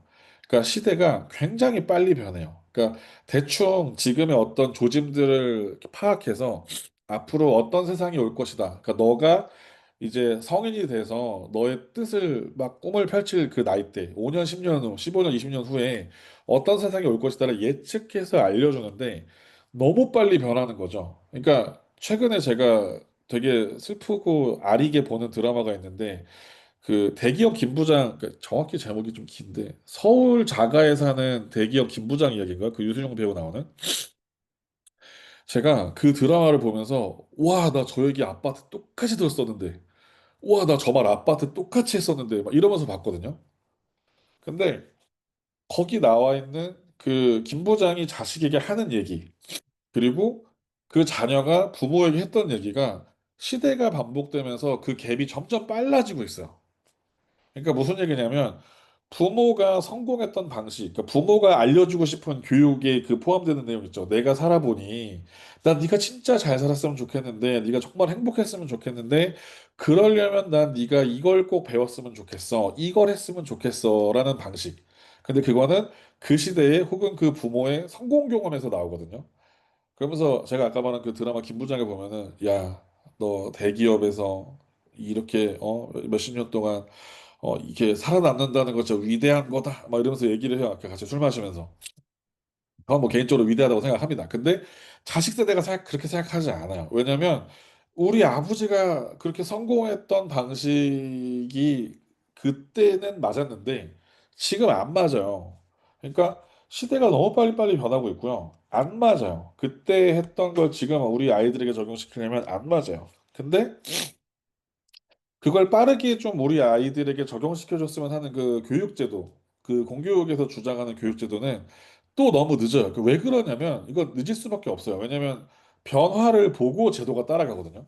그러니까 마치 스마트폰이 생기기 전에는 스마트폰 관련 범죄에 대한 법률이 아예 있을 수가 없잖아요. 스마트폰이 생기고 그로 인해 스마트폰 범죄가 생기니까 그로 인한 법률이 막 따라오잖아요. 그러니까 교육도 똑같아요. 시대가 먼저 바뀌면 야야야 이거 이제 옛날처럼 가르치면 안 돼. 다른 거 가르쳐 줘야 돼라고 해서 이제 교육 제도를 바꾸는 거죠. 그래서 앞으로 요거는 제 그림을 실제로 좀 보여드리고 싶은데 2015년도에 개정을 해서 2018년도에 적용된 내용입니다. 이때는 뭐라고 얘기하냐면 지식정보 사회라고 이제 교육하는 그 시대를 규정했어야 너네가 앞으로 살아갈 시대는 지식정보 사회에서 기억하시나요? 이때 문이과 통합한다고 난리였어요. 문이과를 통합해야 된다. 이거는 사실 맞는 얘기예요. 지금도 문이과 통합에 대해서는 뭐 저를 포함해서 교육 전문가들이 이견이 없습니다. 그래서 포인트가 2015년 개정할 때만 해도 어떤 사회인지를 규정을 했는데 이게 최근에 바뀐 거예요. 2025년도에 개정을 했고 지금 올해 2025년도에 이제 고1들한테 적용이 됐습니다. 중1 적용이 되고 그 앞으로 3년에 걸쳐서 이제 전학년 적용이 될 건데 이때는 뭐라고 얘기를 하냐면 미래 사회에 대해서 규정하는 내용이 없어요. 뭐라고 얘기하냐면 미래 사회가 불확실하다고 얘기해요. 불확실하다. 그러니까 미래 사회가 어떻게 될지 규정하는 걸 포기했어요. 교육 그 제도를 만드는 사람들이 이걸 개정하는 사람들이 막 교육 공학 전공하시고 교육 막 교수님 하시고 온 산전수전 다 겪으신 분들이거든요, 이분들이. 그러니까 우리나라에서 교육 관련해서 만렙 찍으신 분들이 수십 명 모여가지고 개정 달라붙어서 하시는데 야 미래 사회는 어떻게 될지 우리도 모르겠다. 불확실하다. 그래서 뭘 키우라고 얘기를 하냐면요. 기본을 키우래요. 그리고 요 얘기합니다. 변화 대응력을 키워줘야 된다. 그 밑에 얘기는 좀 이제 되게 뭐 주도성이나 뭐 이런 건 좀 뻔한 얘기긴 한데, 어쨌든 정리하면 앞으로 2022 교육개정에서 얘기하는 바는 적응을 잘하는 아이가 살아남을 거다라고 이야기하고 있어요. 그러니까 이미 봐봐요. 교육제도는 너무 빠르게 변하고 있는 세상을 몇 년 뒤에 따라와요. 몇 년 뒤에. 그러니까 심지어 이 얘기를 개정한 게 22년도에 요 계획을 했고요. 실제로 적용된 건 올해 3월 달입니다. 그러니까 2015년에 개정해서 18년도에 처음 적용을 했고요. 그리고 2022년도에 개정된 거를 올해 처음으로 적용을 했고 이게 아직 다 적용이 안 돼서 교과서 개정이 안 끝났어요. 앞으로 3년간 더 진행할 거예요. 그러니까 제도는 늦을 수밖에 없어. 이건 제가 뭐 탓하거나 비판하는 게 아니라 어쩔 수 없어요. 제가 아까 스마트폰 법제도 얘기한 것처럼 교육제도는 늦을 수밖에 없어요. 이걸 디폴트 값으로 가져가면 그럼 누가 이걸 먼저 앞서가서 우리 자녀에게 알려주지? 가 저의 물음표였어요. 그리고 제가 현재 잠정적으로 내리고 있는 결론은 이거는 어머님들이 빨리 아셔야 된다. 였습니다. 그러니까 이런 문제들이 생기니까 아까 제가 얘기했던 감성 카페에서 어떤 아줌마 하나한테 절절 매는 아줌마들이 생기는 거예요, 어머님들이. 이거는 너무 불공평하잖아요. 그러니까 누군가는 뭐 업계에 있으니까 혹은 뭐 관심이 있으니까 아니면 뭐 주변에 어떤 환경이 있어서 뭐 내가 발품을 팔아서 뭐 이런 정보를 얻을 수 있는 방법들이 있는데 그게 너무 한정적인 거죠. 너무 한정적이에요. 그래서 이런 얘기들을 좀 할 수 있는 커뮤니티가 되기를 바라는 게 제가 아까 얘기했던 부분이고요. 그러면 앞으로 이제 요렇게 세상이 바뀔 텐데, 그 바뀐다는 게 어떻게 될지 모르겠는데, 그러면 여기서 얘기하는 기본 역량이라든가 변화 대응력이라든가 이런 부분들은 그럼 어떻게 길러야 되냐가 아마 제가 앞으로 요 시간에 이제 틈틈이 그리고 좀 구체적으로 자세하게 한 파트씩 좀 다루면서 얘기를 좀 해볼 건데, 지금까지는 잠깐 얘기했던 이제 기술 배워라. 하나만 잘하면 먹고 살 수 있다라는 전문가 시대에서 다 잘해야 되는 융합형 인재가 됐습니다. 그러니까 아까 얘기했던 문이과 통합보다는 좀 더 한 단계 위에요. 그러니까 융합형 인재라는 게 그러니까 단순히 뭐 내가 수학도 잘해야 되고 뭐 국어도 잘해야 되고 뭐 이렇게 전 과목적으로 다 잘하라는 게 아니라 어떠한 문제를 해결하기 위해서 필요한 역량을 얘기하는 거예요. 어떠한 문제를 해결하기 위해서 융합형 인재가 돼야 된다는 거예요. 그래서 이거는 제가 링크 공유해드리면 요거 누르시면 요 기사 자체를 풀 버전을 보실 수가 있습니다. 그래서 요거는 제가 요약해서 포시라고 하는 이제 핵심 역량을 얘기를 하는데 여기서 또 나와요. 제가 아까 지금 일하고 있는 회사의 코어 밸류 중에 그 코워크, 그 협업 작업이 있다 그랬잖아요. 여기 나와 있는 포시 중 하나도 콜라보레이션이 있어요.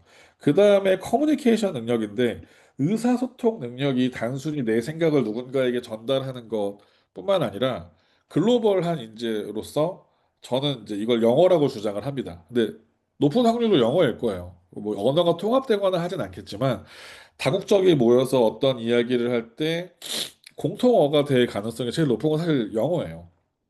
그래서 의사소통 능력을 키우기 위해서 내 생각을 전달하는 훈련도 해야 되지만 외국어에 대한 정확히는 저는 영어라고 주장을 하는데 영어에 대한 능력도 포함이 되어 있고 그 다음에 크리티컬 싱킹은 사실 요걸 주장하던 시기에는 AI가 그렇게 이슈가 크지 않던 시절인데 저는 AI 시대일수록 크리티컬 싱킹은 되게 중요하다고 생각해요. 왜냐하면 AI는 정답을 얘기해 주지 않아요. 대답을 해주기 때문에 얘가 하는 대답을 내가 크리티컬하게 비판적으로 검증할 수 있어야 돼요. 그리고 그걸 내가 옳은 방향으로 정답에 가깝게 선택할 수 있어야 돼요. 그래서 앞으로 이제 요구되어지는 능력이 의사소통 능력, 협업 능력, 그다음에 비판적 사고, 그다음에 크리에이티비티 창의력. 요거는 꾸준하게 거의 한 십수년째 얘기가 나오는 부분이라서 따로 제가 언급을 하지 않겠지만 요 능력에 대해서 앞으로 차근차근 제가 풀어가 보도록 하겠습니다.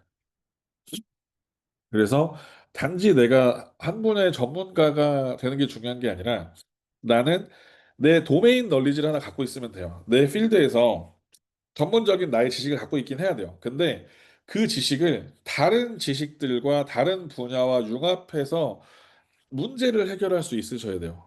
그것 자체가 협업을 통해서 경험이 돼야 되고 다양한 분야에 관심을 가져야만 하고 단지 내가 우리 동네에서 우리 반에서 혹은 우리나라에서 경쟁에서 막 1등하고 살아남고 이런 것보다 인간이 지구에 살고 있음으로 인해서 해결해야 되는 과제들이 이미 지금 코앞까지 너무 닥쳐왔거든요.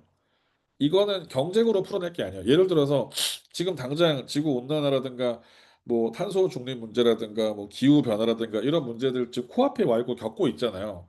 올해만 해도 작년 10월이랑 올해 10월이랑 날씨 비교해 보면 달라요. 제가 특히 요 우리나라 되게 남쪽에 제주도에 살고 있으면서 되게 많이 느끼는 부분인데 우리나라가 기후가 너무 이상해졌어요. 저는 지금 11월 달이잖아요. 11월이면 잘 생각해 보세요, 어머니들. 우리 어렸을 때 수능을 11월에 보고요. 수능하면 따라오는 연관 검색어가 한파였어요. 수능 한파. 그러면 1년 중에 역대급으로 추운 그리고 날씨가 급격히 추워지다가 가장 추워지는 시즌이 11월 요 시즌이거든요. 근데 저는 어제 집에서 모기에 물렸습니다. 이 말이 안 되는 거예요. 제가 모기에 물렸다니까요, 어젯밤에. 아, 아무튼 그러니까 이게 굉장히 이게 좀 직면해 있는 문제인데 이 문제를 우리가 경쟁으로 풀어야 될까요? 우리는 이 문제를 해결하기 위해서 협업해야 돼요. 온 지구인이 드래곤볼에 나오는 원기용 마냥 기를 모아서 같이 협업해야 돼요. 이 문제 해결할 때는 내가 먼저 이 지구 온난화를 해결할 거야 막 이러면서 경쟁할까요? 그렇지 않아요. 절대 그럴 수가 없어요.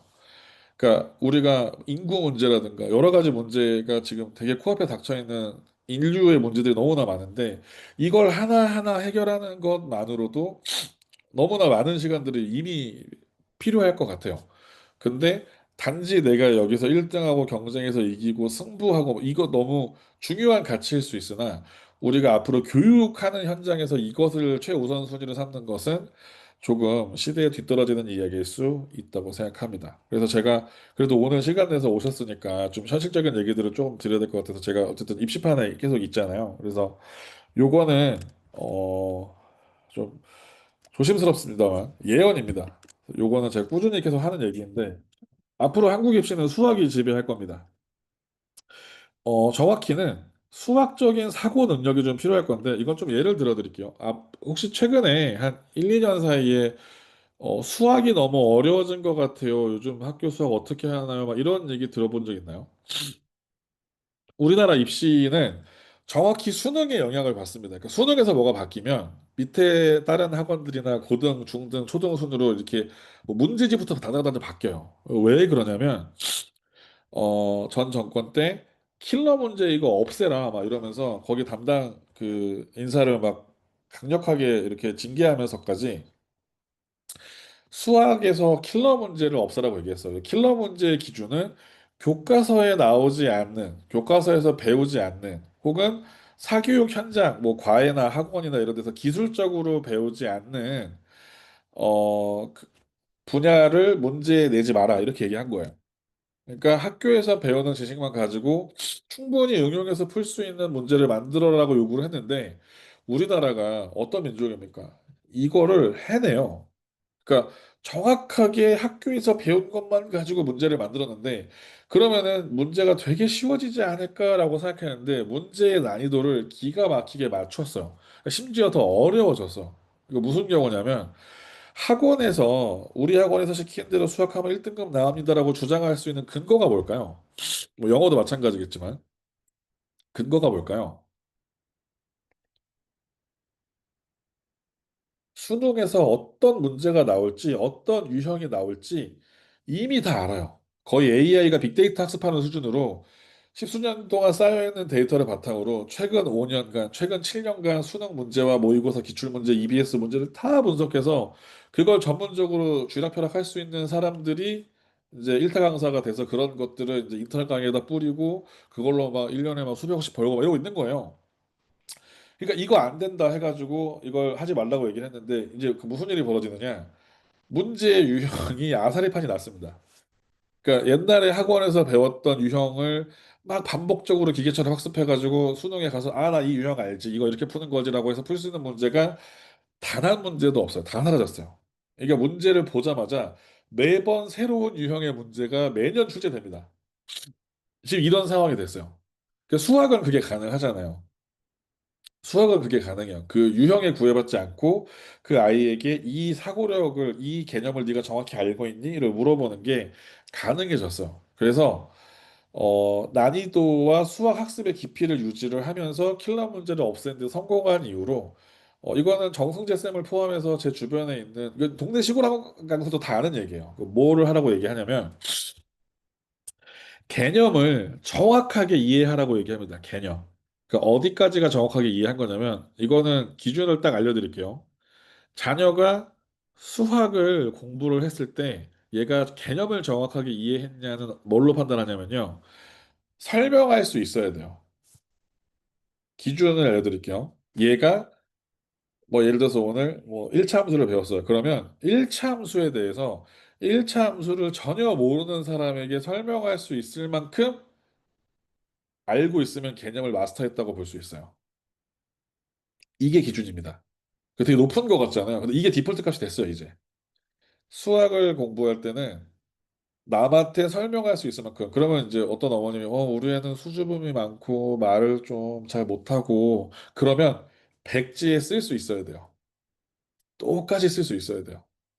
그게 완성된 형태의 개념 마스터예요. 그리고 선행하실 필요 없습니다. 그러니까 선행은 어떤 경우에 필요한 거냐면요. 진도를 미리 뺀 다음에 제가 아까 말했던 그 기술적으로 유형을 분석해가지고 일타 강사들이 빅데이터 막 갖다 분석해가지고 이 유형을 달달달달 외워라 이거 많이 풀어봐라라고 하는 그런 거 할 시간을 벌기 위한 게 선행이거든요. 근데 앞으로 어차피 수능 들어가면 나는 여태까지 풀었던 문제에서 전혀 보지 못한 새로운 유형을 보게 될 텐데 선행하는 의미가 없죠. 그러니까 나는 뭘 해야 돼요?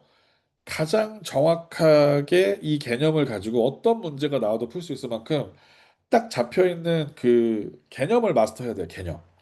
그러니까 선행을 굳이 하실 필요가 없고 개념을 마스터하시고 그 다음에 이제 예습은 해도 괜찮은데 제가 이것도 딱 정해드릴게요. 예습은 겨울방학 때 다음 학기 거 공부하는 것까지 예습입니다. 그 정도는 하는 거 괜찮아요. 내가 만약에 다음 학기에 3월 딱 들어가자마자 만약에 방정식 2차 방정식 만약에 배워야 돼.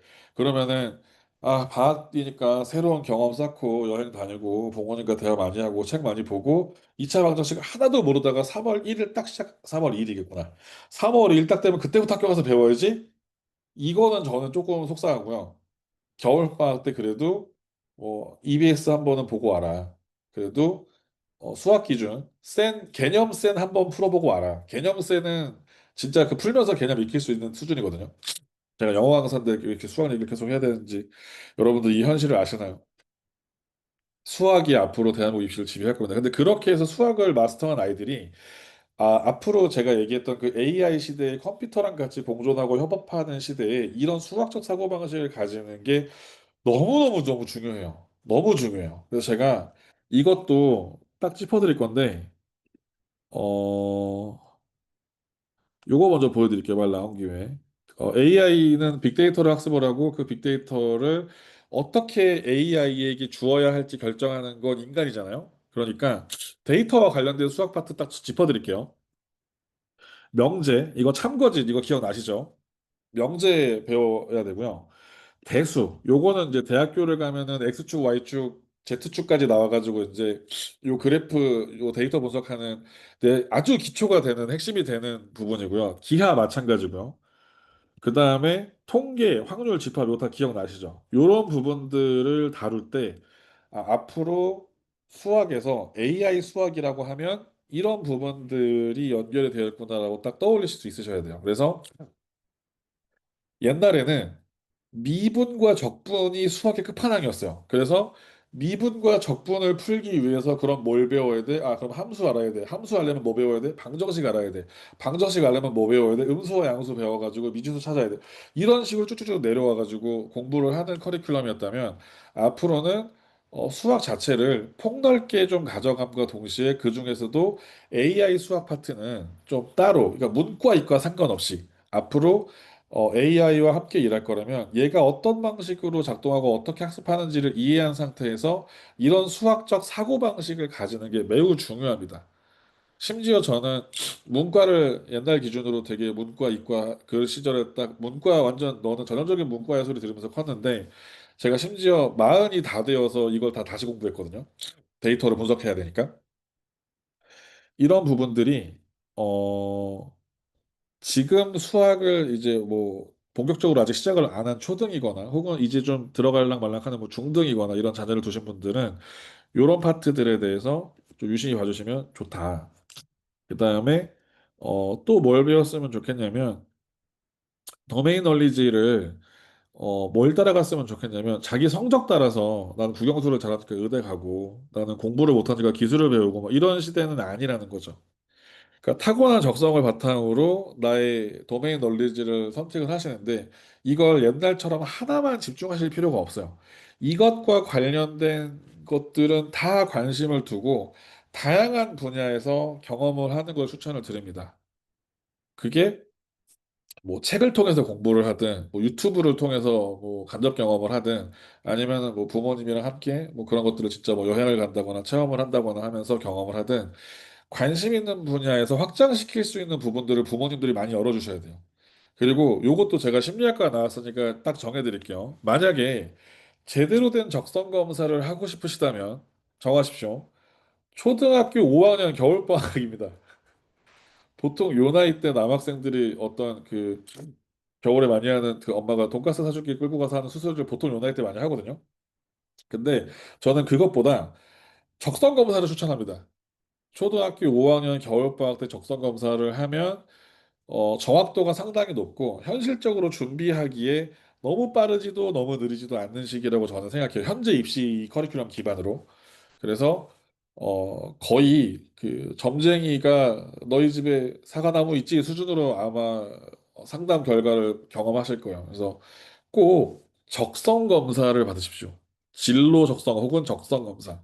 그러면 제가 뭐 전문적으로 뭐 MMPI 16 검사 뭐 이렇게 뭐 자세히 말씀을 드릴 수도 있지만 개인적으로 DM 주시거나 카톡 주시면 제가 그거 정말 잘하는 지역별로 센터 추천해 드리거나 검사 추천해 드리거나 해드릴 수 있습니다. 아무튼 적성을 꼭 아이를 챙겨주시고 옛날처럼 아 우리 애는 공부머리가 없는 것 같아 기술 이런 얘기 하시기보다는 반드시 데이터를 기반으로 한 적성 검사를 추천을 드립니다.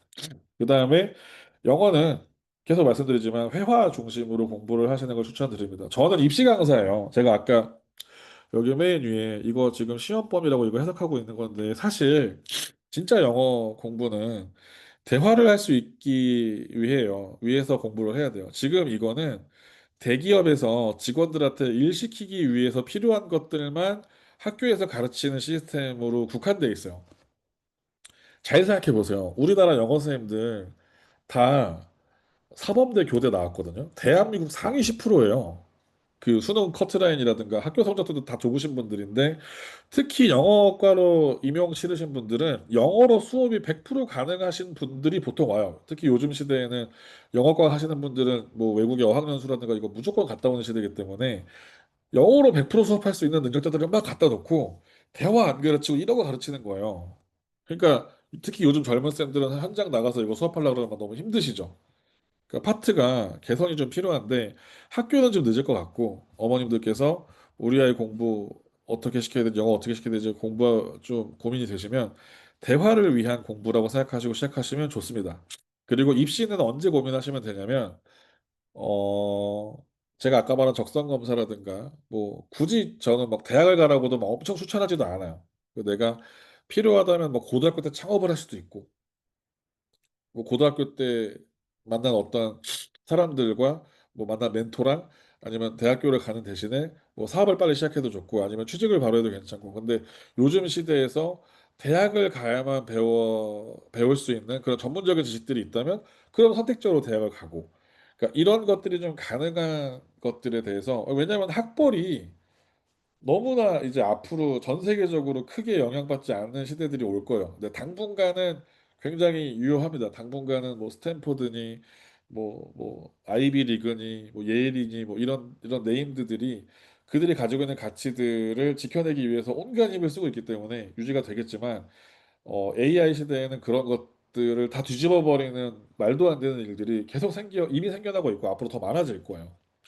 그래서 저는 영어도 꼭 대화를 위한 공부를 추천을 드립니다. 그리고 코딩과 머신러닝 요거는 제가 아까 얘기했던 부분이기 때문에 지금은 넘어가도록 하고요. 마무리 빠르게 지어 보겠습니다. 이거는 제가 제주도 온 이후로 입시 설명회 할 때 항상 쓰는 그림인데 요거 혹시 보신 적 있나요?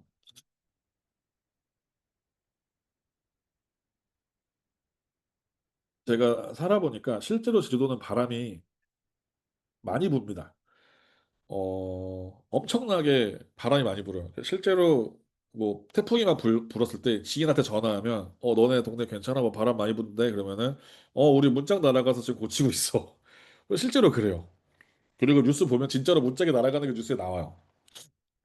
그 정도로 바람이 많이 부는데 그런 데는 꽉 막힌 시멘트 벽 같은 거 이렇게 세우잖아요. 그러면 바람에 무너집니다. 벽을 애지간히 두껍게 철근이랑 세워가지고 막 그럴 거 아니면 다 넘어가요. 근데 일반적으로 그런 큰 두꺼운 담들을 막 다 가져가기 어렵잖아요. 그러니까 제주도는 돌담을 이렇게 쌓아놔요. 그러면 돌이 무거우니까 무너지거나 하지 않는데 바람 구멍이 있어서 안에 바람이 다 지나가요. 그러면 사실 안에 있으면 춥겠죠. 바람이 다 소송 들어오니까. 물론 집에는 이렇게 짓진 않아요. 이건 마당에 있는 돌담인데 바람이 들어와요. 근데 더 중요한 건 담이 무너지지 않고 버텨주는 거예요. 그러니까 제가 요즘에 이런 걸 많이 보거든요. 요즘은 아이가 불편하거나 불쾌한 경험을 하는 걸 부모님들이 너무 싫어하세요. 근데 훈육을 하거나 교육을 할 때 결핍이나 불편함이 있어야 그 부분을 메꾸려고 하는 과정에서 학습이 일어나고 성장을 하거든요. 예를 들어서 근육이 생길 때는 아프잖아요. 왜 아프냐면 근육이 찢어지고 재생되면서 근육이 붙어서 그래요. 그러니까 하물며 몸이 성장하거나 이렇게 근육이 붙는 과정도 고통을 수반하는데 우리 요즘의 부모님들께서 아이들이 너무 이렇게 아프지 않았으면 힘든 경험하지 않았으면 근데 사실 정말 인생에서 도움이 되는 것들은 빠르게 실패를 경험하고 그로 인해서 성장을 배우고 회복 탄력성을 기르는 거거든요. 그래서 저는 온몸으로 우리 아이는 이런 도프로 맞으면 안 돼. 이 엄마가 앞에서 다 막아줄게. 막 이런 느낌의 시멘트담보다는 제주 돌담 같은 엄마들이 되어 주셨으면 좋겠습니다. 그래서 완벽한 차단을 통해서 아이가 보호될 거라고 생각하시기보다는 안전한 틈을 의도적으로 설계하셔서 언젠가 이 아이는 내 담을 넘어서 엄청 큰 사람이 될 거야를 기대하시면서 돌담 같은 어머님들이 되어 주시기를 부탁을 드리면서 오늘 웨비나를 마치도록 하겠습니다. 혹시 질문이 있으시거나 궁금한 점이 있으시거나 질문이 있으시면 제가 녹화를 중지한 후에 진행을 해보도록 하겠습니다.